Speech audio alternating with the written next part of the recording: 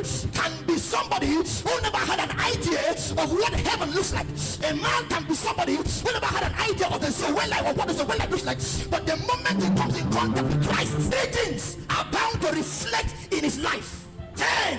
It is an evidence that truly this one is rooted in Christ. The first evidence of a life that is rooted in Christ is that at the end of the day, you will find the reflection and the manifestation of the fruit of the Spirit in his life.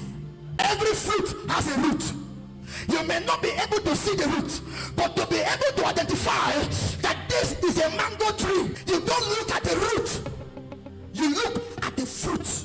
By the bearing of the fruit, thou can then tell of the truth that this is the root that is found in Christ. As a growing up preacher, I used to think that everybody who can preach, prophesy, deliver the sick, and heal the sick is of Christ, until I began to grow and I realized that 90% of the people who manifest spiritual gift are actually devoid of Christ.